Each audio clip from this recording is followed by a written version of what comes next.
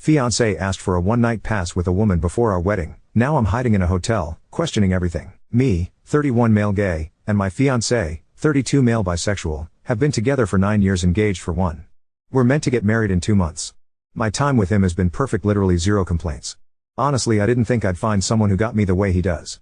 Then the world remembered it hates me and decided to fuck my shit up since I had it too good for too long. Last week my fiancé sat me down and told me he wanted to discuss something with me and to keep an open mind. Sure. He said since we're getting married he wanted to know if I would be okay with him having one night where he could sleep with a woman. My heart broke instantly. My dreams and hopes and plans vanished in an instant, and the marriage I was eager to begin was dead. At the very beginning of our relationship, when he asked to be exclusive, I told him there will never be anyone else in our life. Just us. No one's coming into our bedroom, there will be no cuck fantasies, no Eiffel Towers, nothing. I made it clear if he ever asked me for anything of the sort, the relationship was over immediately, there will be no conversation about it, it's done. He agreed. He said monogamy was the only thing for him and he doesn't want anyone else. Before I keep going, I do want to explain why I am the way I am. I won't give a lot of details, actually almost none, but I'll give enough to understand, hopefully. Between the ages of 8 and 14 I was SA'd a lot by really my only friend at the time. When I was 8 he was 15. Only other kid on the street. My mother was a drug addict and cheated on my father constantly, so she didn't notice anything. My dad was never home. BC wife was awful to be around and a kid who stayed in his room alone all the time, so he wouldn't have seen anything to be concerned about anyway. I tried to tell my mother once, but I couldn't even say it before I was yelled at and told to get out of her room, and I never tried to bring it up again.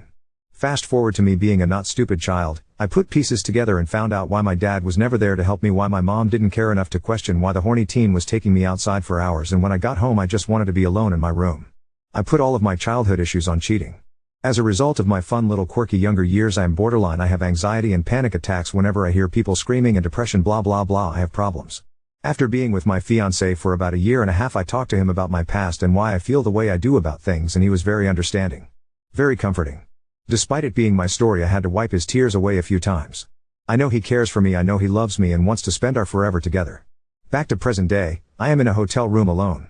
Everyone I've told this to has said I'm crazy and stupid and need therapy. They don't understand how I can throw it all away over my partner being honest and open with me about something. He didn't actually cheat, he just wants to, lol. He has said he won't do it, he needs me more than any feeling a woman can give him. I am his everything. He's called me twice since I started typing this and messaged me really sweet things, so I'm at a point where I don't know what I'm doing. I look at the future and I see him. My entire adult life I've had the mentality of if they want to cheat they will, so he's asking me now, and if I say no he will eventually do it anyway but won't tell me next time. That is where my decision to leave comes from. He will grow to resent me for denying him this thing he wants.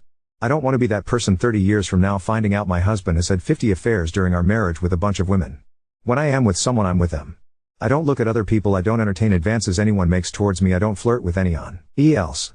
I'm devoted in every way. People are making me feel crazy for wanting the same energy given back to me. I can't wrap my head around him wanting to kiss someone else, to be an inch away from them and smile and then start fucking. I don't want to think about it, but it's all I'm thinking about. It's been almost 8 days since I left and it's my only thought. I am losing my mind in a shitty hotel room thinking about the guy I love fucking some random woman who doesn't exist. I'm lost-eyed. What to do? I do want to say how amazing he is. He buys me flowers every Friday, he stands up for me when no one else does, he looks for me in every room, he makes me feel like I matter, he makes my grayest days bright and clear, and the smile I used to fake isn't fake anymore. He has never judged me for the things I do, he's never made me feel bad for having off days, he just makes me feel loved. My birthday was last month and he made me a book filled with pictures of us he's taken over the years, with the last page being blank so he can add our wedding picture eventually. Above each picture was what he was thinking when he took it, and below is how he was feeling at the time. Part of being me is I need constant reassurance that he does love me, so I ask him those things a lot. It means everything to me and it's my favorite thing I own. I'm just trying to say he really is great despite this one thing. He said he'll do anything for me to come back. We can push the wedding back and just work on us, or we can call it off completely and just be together. He will never bring it up again and he's deeply sorry he ever wanted to do it, and I believe him. Time changes people though. I just want an unbiased opinion from someone whose life will not change whatsoever by my decision. They tend to be more truthful. I love him, and when I look at pictures of him I hear wedding bells and I see the house he wants to buy with me and the 2 kids he wants to adopt at some point. I don't want the rehashed when trust is gone, it doesn't come back, or you know the answer. Leave. I do trust him, I don't trust the things I'm telling myself over and over about what may happen in the future. He has never given me reason to not trust him, but I don't know. Update 1. Okay, I'd if anyone actually cares about the outcome, but my original plan was to talk to him today. Bring up therapy. Maybe go back to our apartment or just stay for the rest of my hotel reservation. That did not happen. I folded. I got Dunkus Sunday night. He called me about 10:30ish and I told him where I was. BC he said he wanted to explain in person. Sober me would have said no, say that shit over the phone. Drunk me as a hoe. He came over, he started explaining, but honestly nail me to a cross, I will die for the sins I know every single one of you would commit if you could see his face. We did shit. After that he did explain. His best friend, who's always had issues with me, has been trying to convince him for months if he doesn't sleep with a woman again he will end up cheating on me in the future. He didn't believe at first, but after a few months his friend wore him down. I know he's not lying, he showed me texts going back to February every so often, his friend bringing it up. His friend has always not liked me.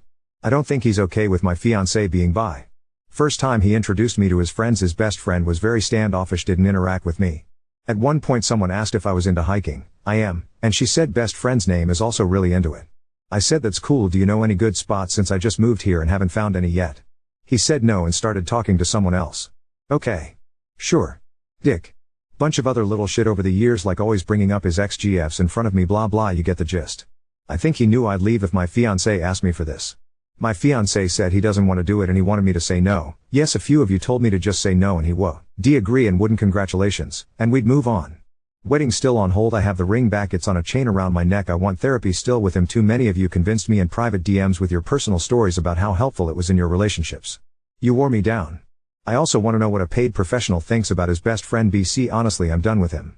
I don't want him at my wedding, I won't want to see his face, I don't want him to be my fiancé's best man. Sorry to disappoint, I know a lot of you were calling for his head. I was the same mindset for most of my life until I was put into the shoes I am in now. It's hard. Trying to throw that love out the window and leave is hard. It was also a misunderstanding, so I overreacted anyway. I do want to thank you all. I expected my post would be like many others, get a few replies and that's it. Got a lot more than that and most were helpful.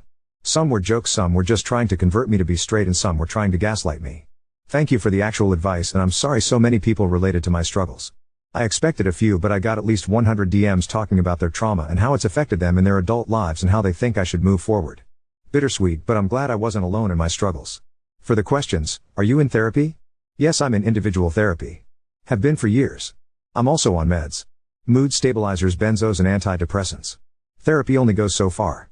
I know the post made me sound kinda psychotic, but I also left all my meds at the apartment, so I was on day 8 of clean living and I skipped last therapy appointment. I never claimed to make good decisions. Is there another woman? No. Why would you get with a bi man when this is pretty common? This is not pretty common, emo, and you're biphobic. I don't have any issues with his sexual orientation.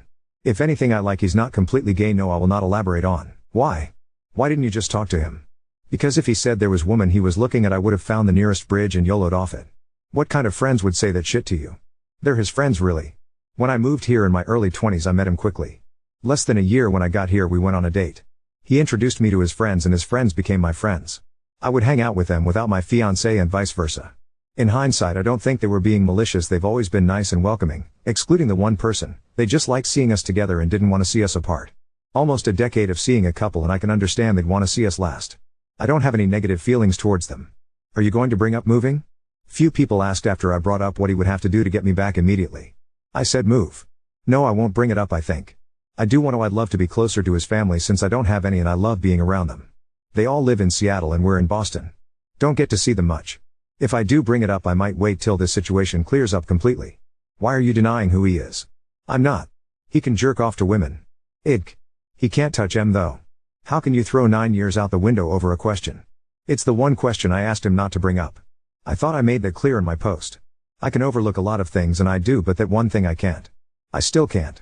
If he was serious about it, I don't think I'd stay.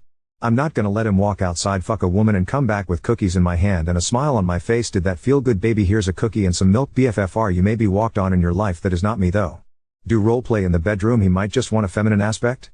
I will not upload a picture of myself, it defeats the purpose of making a trashy account. However, I am 6 feet 4 inches, I weigh 230-ish pounds, I work in a garage, I've spent 15 hours a week in the gym for the last 7 years and I have scars all over my body with a few on my face. My skin is not soft and I look like if I meet you in a dark alley I'll shank you. I'm not feminine. I think he'd laugh if he saw me walk out in lingerie and a wig. I would too, TBH. That's it for now. I might update after a bit of therapy, probably not. I don't think many will care after they read I didn't chastise him. Thank you again for all the actually helpful advice. I didn't expect any of it, but I'm very grateful. Edit, y'all judged the fuck out of me for not demanding he drop his lifelong best friend. We talked last night, I brought up my issues and he said he was leaning towards cutting him off entirely anyway. They're no longer friends. Y'all can stay on your toxic relationships making demands and ultimatums, I will not be doing any of that though. I'm not a doormat. Y'all genuinely sound bitter, I'm not alone like you or I'd argue with the wall. Oop, I don't want to tell him too. It's a thing I used to do with isolating people and I don't want to do that to him. I'm hoping he will just tell me why and do it himself, but I think therapy will make him realize the actual reason. Now on to second story. Wife forbade our son from cooking, labeled it unmanly after he'd done a dish better than expected. Now I'm doubting everything. My wife has always been the one to cook around the house, and as an Italian, it's one of the reasons I fell so hard for her. I've offered to help out in the kitchen or even cook for her sometimes, but she's always firmly, yet politely, told me no, and I can't really blame her because I did not get either of my parents' good cooking genes. Because of this, I've always been sure to thank her for every meal, and I've taught my children to do the same.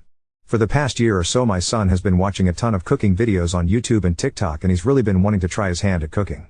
My wife was happy to teach him, and at least twice a week the two of them will go out to the store, buy ingredients for a meal he found on TikTok and come home and make it. It's been awesome seeing them bonding more, since they haven't really had much overlap in interests before this. About a month ago after dinner, my son asked his mom if he could try making us all a meal on his own. I said it sounded like a great idea, and she hemmed and hawed for a little while before agreeing. So that Saturday she took him to the store to get his ingredients, and then he got to work. She supervised here and there, but he insisted that she didn't need to, so eventually she came to the living room and sat with my daughter and I, looking a little bit dejected, so I reassured her that I was sure he'll still want to cook with her, he just wanted to try it out on his own. That seemed to help out a little, but she still seemed a little off. When he finished and we all sat down to eat, I was honestly surprised at just how good he managed to do on his own. I feel bad saying it, but even after a year or so of cooking with his mother, I expected him to mess up more than he did. I wanted to encourage this interest of his, so I was sure to let him know while I was eating how good he did, and gently bring up the few mistakes he had made. I did it a lot more than I usually would with my wife's cooking, and in hindsight I can see that that's what started all of this. His sister, being his little sister, was not as supportive as I was, and quite rudely insulted his cooking. I was going to tell her to mind her manners and be thankful that he cooked for us when my wife made a sound and pushed her plate away, before agreeing and saying that it was too salty and overcooked. This took me aback, and I could tell my son took it hard too, as his mood visibly dropped. I didn't say anything at the time, since my wife and I never argue in front of the kids, and I just kept up the praise of my son's cooking as his mother picked at the plate for a little while longer before she took her and our daughter's plates to the kitchen. A little while later, I went to check on my son, and I could tell that he had been crying, so I comforted him, told him I was sure his mother loved the food and that she was probably just having a bad day, not to take it personally. Then later, once the kids were asleep, I confronted her about it, and she tried to just brush it off, but I pushed and she got mad and said that I complimented his cooking far more than I ever complimented hers. This caught me off guard, since I didn't expect my wife to be jealous of our son, and I unfortunately let out an involuntary scoff at this. She blew up at me for laughing, and we ended up arguing for a while before eventually I managed to explain that I was complimenting him so much because I wanted to encourage him to keep cooking, and she even admitted that she shouldn't have been so harsh about it. She said she would apologize to him, and I figured that everything was settled. That Monday, when I was driving my son to school, I noticed he wasn't acting normal, and looking out the window, trying to hide his face from me. I asked him what was wrong, and he told me he was fine, but I could tell he was fighting back tears, so I asked him again and he broke and told me that after I had left to get the car started, she told him that she was going to be cooking alone again from now on. I was furious about this, but kept my cool and told him I would talk to her about it, bought him a snack from the store before dropping him off at school. I left work early so I could get home before the kids and talk to my wife. I'll admit I didn't handle it as well as I could have, and we ended up in a shouting match where I was calling her childish for being so vindictive towards our son because she was upset with me, and she called him a baby and said he shouldn't be so sad about not being allowed to cook since it wasn't a man's job to do so anyway. We ended up leaving each other alone to cool down, and when our kids got home, my wife took our daughter out, and came back later with a load of toys and clothes for her. I knew immediately what she was trying to do, and that night I told her that I would not let her use the money I make for our family to punish my son. She didn't take this well and we ended up arguing again. I slept in the guest room, and have been up to this point. For this past month my wife has kept up this vindictive showering of our daughter with attention and gifts, while almost entirely ignoring my son. I've been talking to my parents and brother about this, and while they agree that she's wrong, they also don't see it as that big of a problem and think it'll sort itself out. At this point, with how she's been treating our son, I'm starting to fall out of love with her, but I also don't want to just jump to divorce if there's something that I can do to fix this whole situation. I can honestly say that we've never had a fight this big. Sure, we bicker every now and then, but she's never taken that out on my son in the past. I feel responsible and guilty about what happened, and I've been trying to do nice things for my son, when I can, but I also don't want to mirror my wife's behavior, so I've also been taking my daughter with us about half the time we go places, but whenever we do, she's been very rude and always talks about all the stuff her mother does for her lately, because she knows it bothers her brother. Seeing the way my wife has been treating our son has made me second guess our marriage, but I don't want to just jump straight to divorce either. Update 1. Short recap. My wife and son cooked dinner together most nights for about a year. My son wanted to try cooking dinner on his own, which my wife accepted, but started acting funny. She ended up rudely criticizing his meal, Then the next day she told him that she would do the cooking on her own from then on, and after I confronted her about this, she started neglecting/emotionally abusing him while shoveling positivity onto our daughter. The first thing I did after making my previous post was take my son to my parents' house to tell them what was happening from his mouth. I figured they may be more receptive to seeing the pain their grandson was going through and not just write it off like they had with me. They ended up understanding and supportive of my next move, which was kicking my wife out till she worked through whatever problem she was going through. Next I went to a lawyer and consulted with him.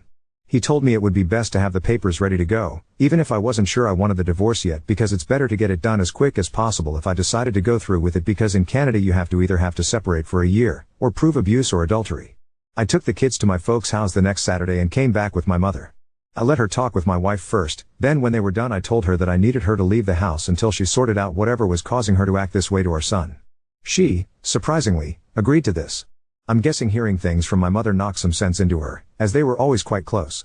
I told her that my parents were willing to let her stay there during the time because her parents lived too far away, or I could put her up in a nearby motel. I would also pay for her to see a therapist every week, which I told her was mandatory for fixing things. Our kids spent the night with my parents and we moved her out the next day. We both sat with the kids and told them what was happening. Our son understood, but our daughter didn't and was quite upset, but eventually we calmed her down. Things went well for the first month or so. She went to all of the weekly appointments, and I met her for dinner a few nights a week with the kids, and she seemed to be treating our son properly again. I was really hopeful that she had been making progress. Then the Friday after her 5th therapy appointment she sent me a wall of text messages about how I was an asshole, and I was trying to steal her children from her, and how I was probably fucking someone on the side. I tried calling her to see what she was talking about, but I think she shut her phone off. I called my mother and she told me that my wife had left the house earlier that day with all of her stuff without saying anything to my mom. I'm not 100% sure what happened next, since my wife refuses to tell me most details, and I can't get in contact with the friends she was with. The best I can piece together was that she had told her best friend about what was happening, and that friend started telling her all about how I was just trying to kick her out and steal her kids. She then moved in with her friend, and went on a week-long bender of clubbing and drinking and drugs. When we were younger we did our fair share of stupid shit together, so while this was surprising, it was most likely her dumbass friends convincing her to relive the good old days. I hadn't heard anything for about a week, then I got a text from her friend, telling me I was a loser, that my wife was too good for me, and that she was fucking a younger guy. I tried to demand she give my wife the phone so I could talk with her, but I never got a reply. I screenshotted the text for evidence if I needed it. I ended up getting a call from the hospital at like 3 in the morning that Sunday. My wife had overdosed on something, and was dropped off at the ER by someone who didn't stick around. Since I was her emergency contact, they reached out to me. I called my mom to come watch the kids and headed over there. They managed to get her stabilized, and were treating her. I stuck around for a few hours and she was in and out of consciousness, and when she wasn't very talkative. When she properly woke up, she started apologizing for everything, and that's when I found out the few details I know about her friend and the bender.